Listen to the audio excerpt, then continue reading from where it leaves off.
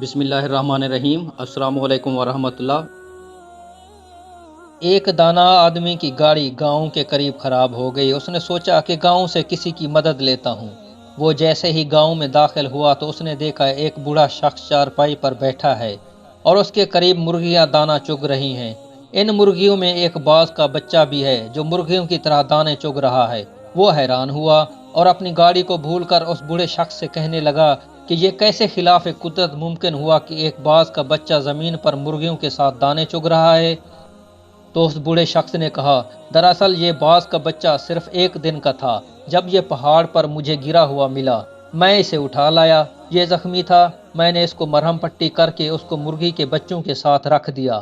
جب اس نے پہلی بار آنکھیں کھولیں تو اس نے خود کو مرغی کے چوزوں کے درمیان پایا۔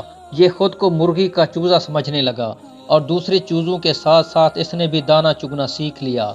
اس دانا شخص نے گاؤں والے سے درخواست کی کہ یہ باز کا بچہ مجھے دے دیں تحفے کے طور پر یا اس کی قیمت لے لیں، میں اس پر تحقیق کرنا چاہتا ہوں۔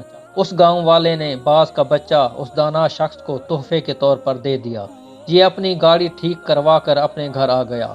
وہ روزانہ باز کے بچے کو چھت سے نیچے پھینک دیا کرتا، مگر باز کا بچہ مرغی کی طرح اپنے پروں کو سکیڑ کر گردن اس میں چھپا لیتا۔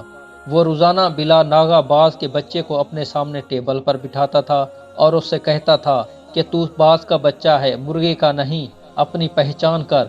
اسی طرح اس نے کئی دن تک اردو، پنجابی، سندھی، سرائکی، پشتو ہر زبان میں اس باز کے بچے کو کہا کہ تو باز کا بچہ ہے، مرغی کا نہیں، اپنی پہچان کر، اپنے آپ کو پہچاننے کی کوشش کرو۔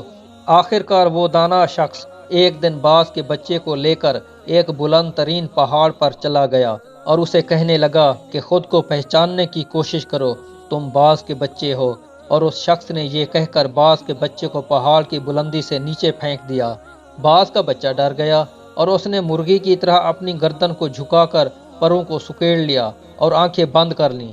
تھوڑی دیر بعد اس نے آنکھیں کھولیں تو اس نے دیکھا کہ زمین ابھی بہت دور ہے، تو اس نے اپنے پر پھڑ پھڑائے اور اڑنے کی کوشش کرنے لگا، جیسے کوئی کسی کو دریا میں دھکا دے دے تو اس کو تیرنا نہیں بھی آتا تو بھی وہ ہاتھ پاؤں مارے گا۔